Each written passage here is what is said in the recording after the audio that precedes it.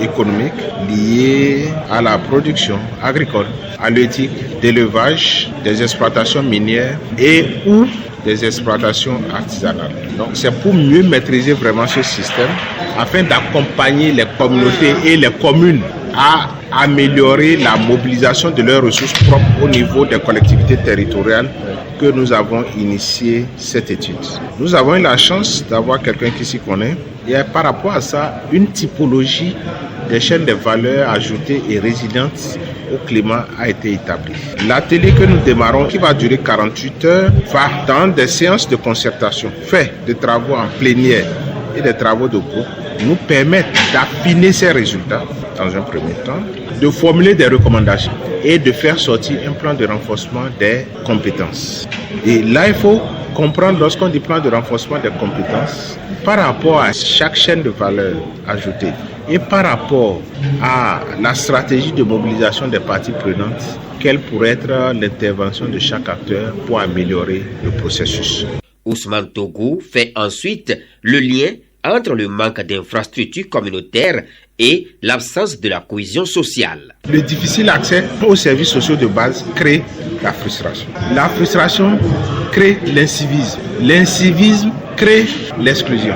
L'exclusion crée le vandalisme. Le vandalisme crée la violence. La violence crée l'extrémisme. C'est pour endiguer ce processus que, au démarrage de projet, nous avons initié vraiment des études de référence sur les indicateurs de cohésion sociale. Et ça va nous permettre de voir dans quel sens nous allons agir, notamment en ce qui concerne l'inclusion sociale. Mais en ce qui concerne la dimension fragilité, conflit et violence, lorsque les paramètres de cohésion sociale ne sont pas maîtrisés tels que je viens de les décrire, c'est que nous entrons dans un cercle infernal. Et que de faire le médecin après la mort, c'est mieux de maîtriser les déterminants.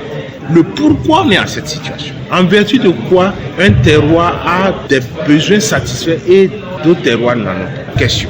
En vertu de quoi d'autres produisent la richesse et d'autres ne font qu'en consommer. Question. Donc voilà la dynamique dans laquelle nous sommes. Et nous sommes en train vraiment de cartographier tous ces facteurs afin vraiment de pouvoir nous déployer. Et pour que, au lieu de travailler dans le sombre obscur, que nous soyons vraiment des éclairés et proposer à nos gouvernants vraiment des solutions viables pour le devenir de nos populations.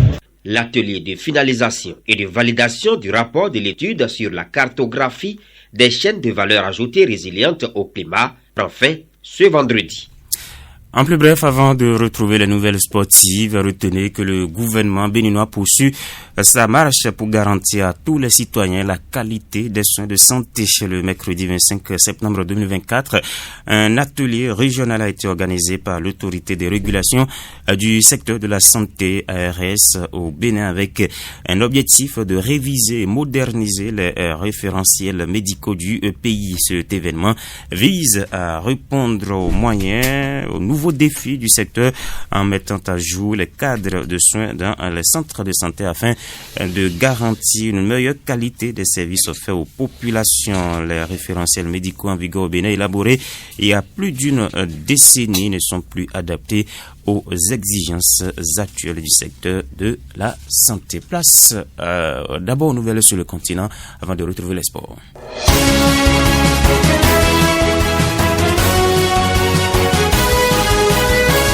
Les nouvelles en 24 en Afrique avec Sibel Lesotamigan. Bonsoir. Bonsoir Jacques, bonsoir à tous. Au Mali, Burkina et Niger, les trois pays signent un accord avec l'agence spatiale russe pour obtenir des images satellites.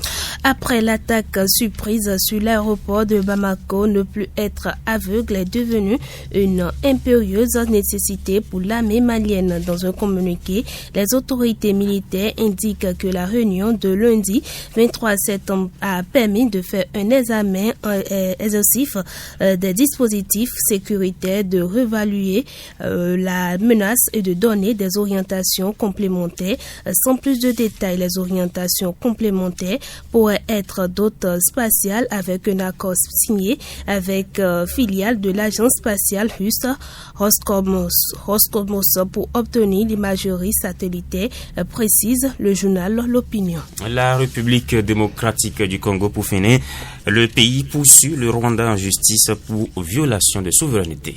Un tribunal régional d'Afrique de l'Est a ouvert jeudi jeudi une procédure dans une affaire déposée par la République démocratique du Congo contre le Rwanda, l'accusant d'avoir violé sa souveraineté en envoyant des troupes pour soutenir des rebelles dans l'est du pays. La RDC dénonce l'implication des forces rwandaises dans les agressions et des crimes de guerre, en particulier en lien avec les activités du groupe rebelle M23 qui a gagné du terrain dans la région. Le procès a été lancé un jour après que le président congolais Félix Tshisekedi a plaidé pour des sanctions contre le Rwanda lors de l'Assemblée générale des Nations unies, dénonçant son soutien au groupe armé dans l'est de la RDC. Ainsi va l'actualité sur le continent. Merci à vous, Sibelle Lessota-Mégan. Place maintenant aux nouvelles sportives.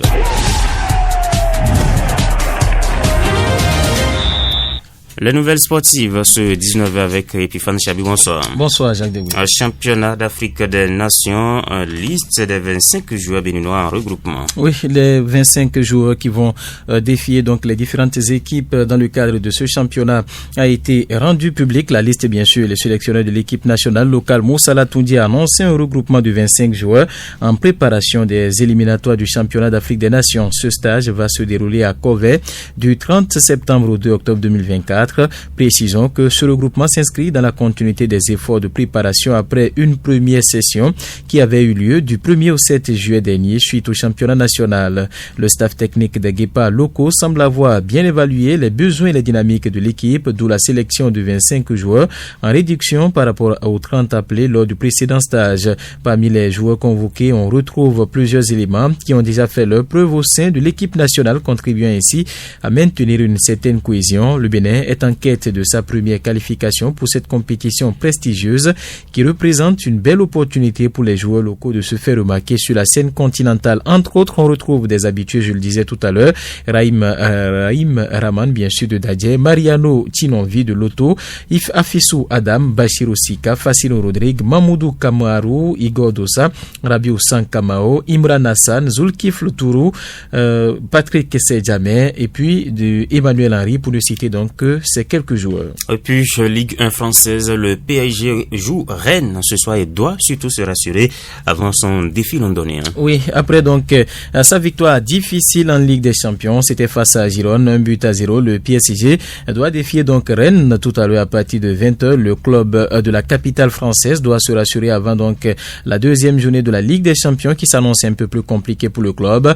Et dans les autres rencontres qui se jouent actuellement en France, où on joue la 6e journée d'ailleurs, il faut dire que à la surprise générale, le stade brestois est en train donc de se faire battre 3-0 par le promu Auxerre. Et 20h30, justement, je le disais, cette rencontre qui va opposer tout à l'heure le PSG à Rennes. Et dans les autres championnats également, on joue la 8e journée par exemple en ce qui concerne la Liga, et le Real Valladolid sera face à Mallorca. En Serie A, où on joue également la 6e journée comme en France, Milan joue Lecce, et puis en Bundesliga, le Borussia Dortmund sera face à Bochum. Merci à vous, Epiphane Chabi. Les championnats européens avec pas mal de chocs ce week-end. On suivra ça de très près pour vous en Espagne avec le derby madrilène, mais également le choc entre le Bayern Munich et le Bayer Leverkusen en Bundesliga. On revient au Bénin et cette fois, ça pour suivre la revue de presse nationale, l'actualité telle que vue et traitée par la presse écrite béninoise.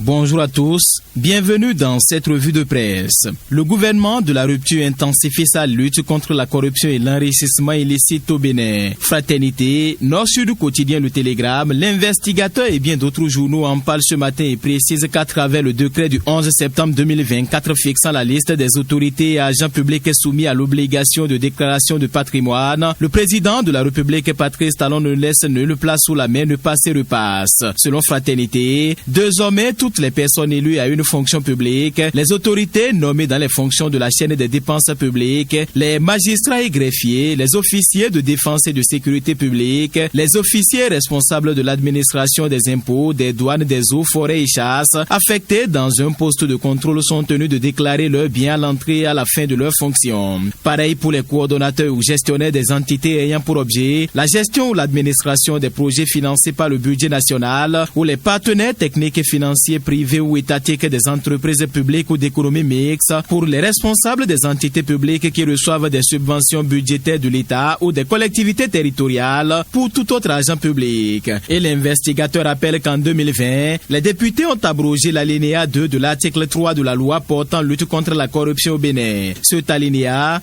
obligeait les parlementaires, le président de la République, les délégués, les maires et autres chefs de quartier, de ville ou de village à déclarer leur patrimoine à la Chambre des comptes de la Cour suprême à la prise et à la fin de leur fonction. Cette mesure n'est rien d'autre qu'une transparence totale et en principe personne ne peut y échapper, conclut Fraternité. Dans la suite de cette revue, Matin Libre s'intéresse à l'affaire tentative de coup d'État au Bénin et se demande si la ligne rouge a été finalement franchie dans l'amitié de longue date entre Talon et Olivier Bokor. Alors que les signes coureurs d'une rupture totale ont été constatés ces derniers jours entre les amis intimes Patrice Talon et Olivier Bokor, les deux ont montré à l'opinion qu'ils pouvaient surmonter leur brouille. L'opinion a jusqu'ici eu droit à ce qu'il convient d'appeler paix des braves entre les deux hommes, fait remarquer Matin Libre qui précise que seulement c'est sans compter sur cette nébuleuse affaire de tentative de coup d'État dont est accusé Olivier Bokor sur Patrice Talon qui devrait ainsi caillasser ce record en amitié. Et avec cette rocambolesque affaire de coup d'État dans laquelle Olivier Bokor et Oswald Khomeki sont arrêtés, car considérés comme des principaux commanditaires, plus de doute fait savoir le journal qui précise que la confiance ne pourra plus être renouvelée entre les deux partenaires d'affaires de sitôt. Cette fois-ci, tout semble visiblement finir pour cette amitié au regard de la lutte des frais présentés par le procureur de la Cour de répression des infractions économiques et du terrorisme Criette. Et à ce stade, faut-il encore croire que les deux amis et complices pourraient se remémorer leur passé teinté de fidélité et de solidité, se demande le journal qui conclut qu'il serait difficile de le croire. La ligne rouge, autrefois crainte, semble finalement se dessiner, conclut la publication. Et toujours parlant de cette tentative de coup d'État, le matinal Le Potentiel, l'informateur, l'investigateur et bien d'autres journaux précisent que l'UP, le Renouveau, le Bloc républicain, l'UDBN et tous les autres partis soutenant l'action du gouvernement ont condamné cet acte.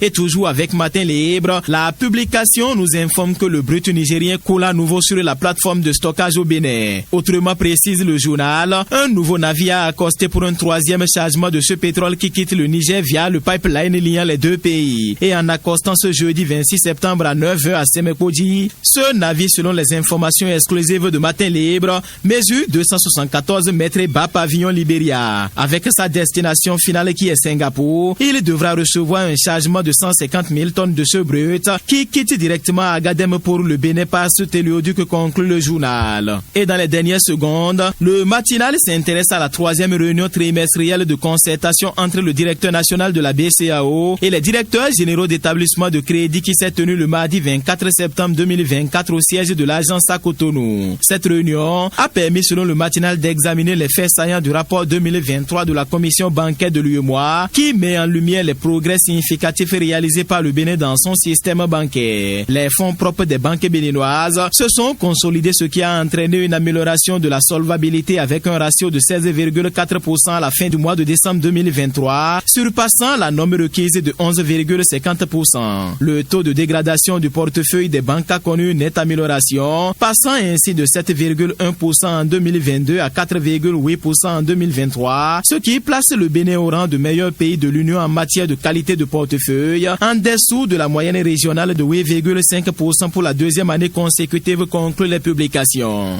Fin de cette revue. Merci de m'avoir suivi. Eh bien, la revue de presse nationale de Epiphane Chabi qui vient mettre un thème à cette édition vespérale, le rappel de l'essentiel en titre, la déclaration de patrimoine rendue obligatoire pour certains fonctionnaires de la République, ceci à travers un décret signé du président de la République. L'objectif est de contribuer à la transparence dans la gestion des biens publics. Vous avez vu les détails dans cette édition. Les réformes sous le régime de la rupture n'épargnent presque aucun secteur. L'enseignement supérieur a été aussi touché par plusieurs innovations. Justement, qu'est-ce qui a changé dans les universités béninoises depuis 2016 et l'arrivée au pouvoir du président Patrice Talon? La ministre de l'enseignement supérieur et de la recherche scientifique, Éléonore Yaïla Dequin, était dans cette édition pour plus de précision. Et puis, après une première édition réussie, la deuxième édition des Vonu Days aura bel et bien lieu. Ce sera du 9 au 11 janvier 2025. La date est donc déjà déjà connaît. Vous avez eu d'autres détails dans cette édition. Les nouvelles sportives, l'actualité en plus bref sur le continent, sans oublier la revue de presse nationale où vous ont été également servis. Toute l'équipe de préparation et de présentation de ce journal vous remercie pour votre aimable attention. Vous donne rendez-vous demain à 7h pour le bulletin. Mais avant, restez câblés sur le programme de la 96.5. C'était la générale de l'information avec le service de l'information de Fraternité FM.